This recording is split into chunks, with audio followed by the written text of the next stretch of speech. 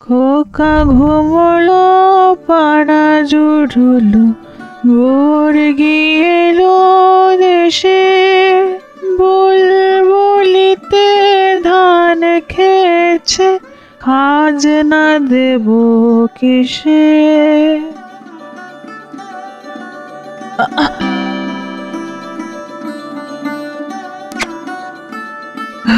ঘুমিয়ে পড়।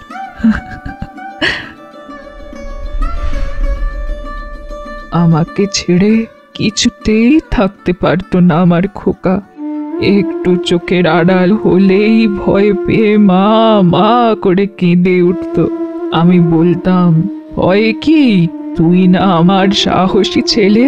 সে আবার আমায় জড়িয়ে ধরে বলতো, আমি কখনো তোমায় ছেড়ে থাকতে পারবো না মা। অথচ সেই ছেলেই কিনা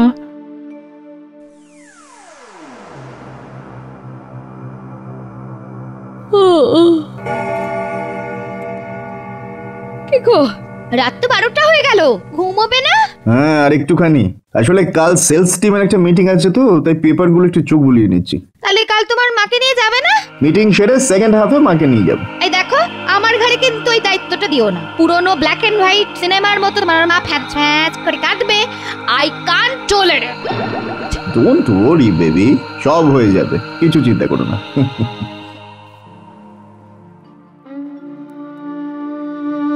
শুনেছ তো, তোমার ছেলে কাল আমায় বৃদ্ধাশ্রমে রেখে দিয়ে আসবে।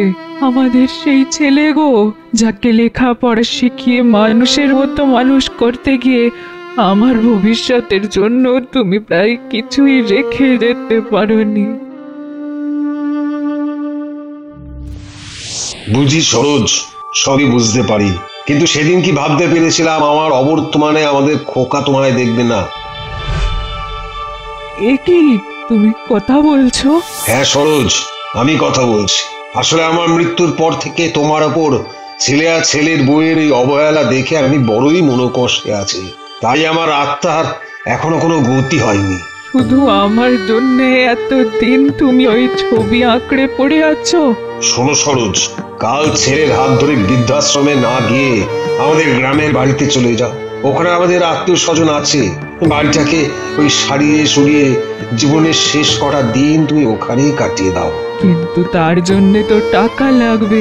এদিকে আমি যে কপ্রদক্ষিণ। দেখো সরোজ, স্বাভাবিক নিয়মে মৃত্যুর পর আমি কিছু ক্ষমতা পেয়েছি। সেই ক্ষমতা আজ আমি তোমায় দিলাম। শোনো, আমার এই আলমারির কাছে গিয়ে মনে মনে আজ তুমি যা চাইবে তাই পাবে। শুধু মনে রেখো, একবারই তুমি এই সুযোগ পাবে। চেয়ে নাও সরোজ, যা লাগবে চেয়ে নাও। তোমার গতি হলেই আমার মুক্তি। চেয়ে নাও। টাকা চাইলেই টাকা পাবো? হ্যাঁ পাবে, আর দ্বিতীয়বার কিছু চাইলে সেটাও তুমি পাবে। তবে তখন সব টাকা কিন্তু অদৃশ্য হয়ে যাবে।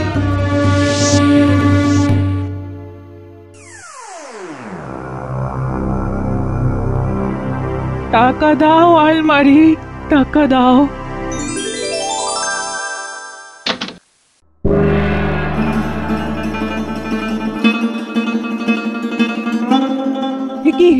কি এত টাকা?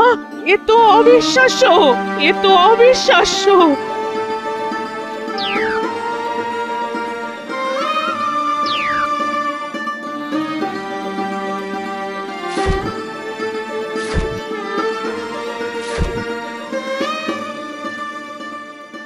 সন্ধে থেকে বুড়ি একেবারে চুপচাপ, রাতে খেলো না, এখন কি করছে একবার দেখে আসি।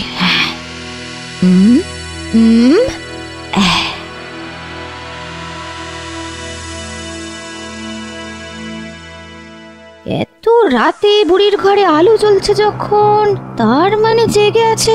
একবার উঁকি মেরে দেখি তো কি করছে।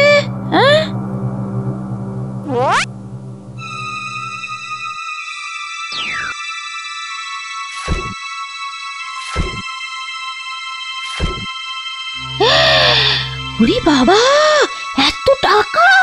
এতদিন তো জানতাম বুড়ির কিচ্ছু নেই। এদিকে কাউকে কিচ্ছুটি না বলে সব টাকা ওই আলমারিতে লুকিয়ে রেখেছিল। হ্যাঁ,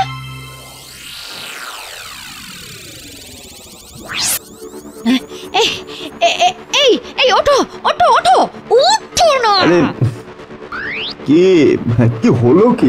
একবার গিয়ে দেখবে, চলো। আলমারি থেকে এত এত টাকা বের করে তোমার মা ব্যাগে ভরছে, চলো। মাঝরাতে কি আবল তাবল বকছো? বিশ্বাস হচ্ছে না তো? নিজের চোখে দেখে আসবে, চলো চলো না, চলো।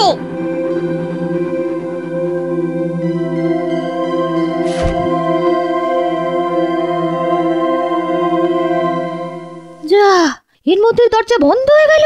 হ্যাঁ,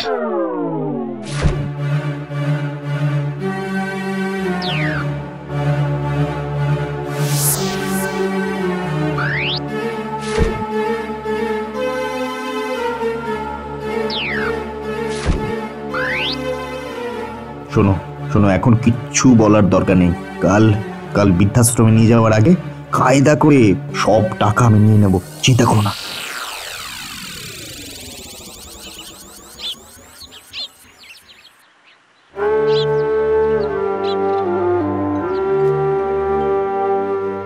মা, আমি অফিসে বেরোচ্ছি, দুপুরে তোমায় বৃদ্ধাশ্রমে নিয়ে যাব, কেমন?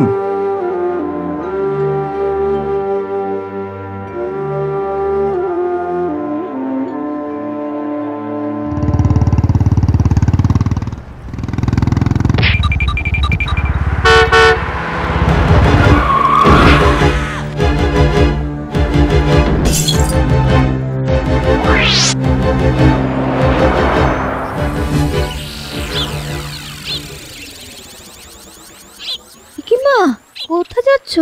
গ্রামে যাচ্ছি, নিজের বাড়িতে। তার মানে আজ তো তোমার বৃদ্ধাশ্রমে যাওয়ার কথা। তোমরা চাও না আমি এই বাড়িতে থাকি। এখান থেকে বেরিয়ে আমি বৃদ্ধাশ্রমে থাকবো না গ্রামের বাড়িতে থাকবো, সেটা আমাকেই ঠিক করতে দাও। না না না না, তোমার ছেলেকে না বললে এভাবে তুমি নিজের ইচ্ছে কোথাও চলে যেতে পারো না। কেন কেন বলবো কেন? আমাকে বৃদ্ধাশ্রমে পাঠানোর মতো একটা সিদ্ধান্ত নেবার আগে তুমি বা খোকা কেউ আমাকে জানিয়েছিলে? কথা না বাড়িয়ে আমাকে যেতে দাও। ঠিক আছে, যেতে দেব, শুধু তোমার ব্যাগটা একটু খুলে দেখতে চাই। দেখাও। মানে? আশা করি মানে এটা ঠিকই বুঝতে পেরেছো। দাও, ব্যাগটা দাও। খবরদার বলছি বৌমা, আমার ব্যাগে তুমি হাত দেবে না। কেন দেব না? তুমি বাড়ির টাকা নিয়ে চলে যাবে আর আমি সেটা মেনে নেব। দাও ব্যাগটা, দাও দাও বলছি। কিছুতেই দেব না, কিছুতেই দেব না, প্রাণে গেলেও দেব না। হ্যাঁ, তুমি তুমি আমাকে ধাক্কা মারলে বৌমা। বেশ করেছি, মেরেছি। দরকার হলে। হ্যাঁ, হ্যালো। হ্যাঁ, কি বলছেন? হসপিটাল অ্যাক্সিডেন্ট কি বলেন? ট্রাকের সঙ্গে মুখোমুখি, কন্ডিশন সিরিয়াস। কি হয়েছে? কি হয়েছে বৌমা? কার অ্যাক্সিডেন্ট? কার? তোমার ছেলে হসপিটাল থেকে বলছে অবস্থা ভালো নয়। না না না, এ হতে পারে না, এ হতে পারে না। শুনতে পাচ্ছ? আমাদের খোকা যে চলে যাচ্ছে। ওগো, এই সময় ছবি হয়ে চুপ করে থেকো না, কিছু একটা করো, কিছু একটা করো। তাহলে আবার ওই কাঠের আলমারির কাছে গিয়ে দাঁড়াও। মনে মনে চাইলেই খোকার মৃত সঞ্জীবনী পেয়ে যাবে। ওটা খাওয়ালে খোকা আবার আগের মতো সুস্থ হয়ে যাবে। তাহলে তাই চাই। কিন্তু মনে রেখো, সেটা চাইলে সব টাকা কিন্তু অদৃশ্য হয়ে যাবে। ছেলের জীবনের কাছে যে টাকা তুচ্ছ, কিন্তু সুস্থ হয়ে যাওয়ার পর খোকার বউ যদি তোমাকে তাড়িয়ে দেয়, তাতে কিছু আসে যায় না আমার। তেমন হলে দুয়ারে দুয়ারে ভিক্ষে করে খাবো, কিন্তু এই বয়সে সন্তান হারানোর যন্ত্রণা যে আমি সহ্য করতে পারবো না গো, কিছুতেই না, কিছুতেই না। আলমারি, আলমারি, আমার খোকাকে ফিরিয়ে দাও, আমার খোকাকে ফিরিয়ে দাও।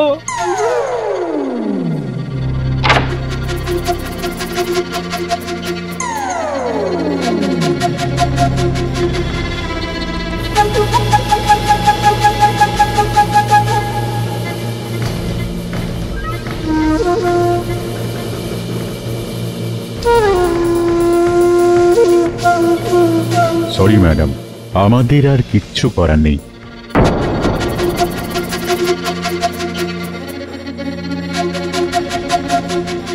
ও কি করছেন? কি খাওয়াচ্ছেন ওকে? আমি ওর মা, আপনারা তো জবাব দিয়ে দিয়েছেন, তাই আমি আমার মতো চেষ্টা করছি, আশা করি ও ভালো হয়ে যাবে।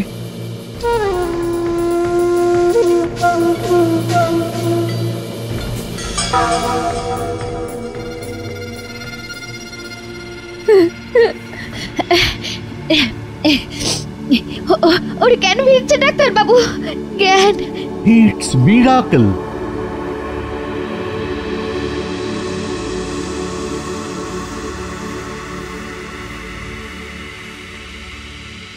আমি চলে যাচ্ছি খোকা। চলে যাচ্ছ মানে? একদিন তো আমাকে বৃদ্ধাশ্রমে পাঠিয়ে দেওয়ার ব্যবস্থা করেছিলি, আজ তুই সুস্থ, তাই আমি নিজে থেকেই চলে যাচ্ছি। আমি আমি ভুল করেছিলাম মা, আমায় তুমি ক্ষমা করে দাও। মাগো মাগো, তুমি আমায় জন্ম দিয়েছিলে, বুকে করে মানুষ করেছিলে, আর আর আমার চরম বিপদে সেই তুমি আমায় নতুন করে জীবন দিয়েছো। মাগো মাগো, আজ আমি মায়ের মূল্য বুঝতে পেরেছি মা, মায়ের মূল্য বুঝতে পেরেছি। আমাদের আমাদের ক্ষমা করে দাও মা, ক্ষমা করে দাও, ক্ষমা করে দাও। দয়া করে আমায় ছেড়ে যেও না মা, ছেড়ে যেও না মা, দয়া করে আমায় ছেড়ে যেও না মাগো, ছেড়ে যেও না মা। আজ আমি মুক্তি পেলাম সরোজ, আজ আমি মুক্তি পেলাম, আমি মুক্তি পেলাম।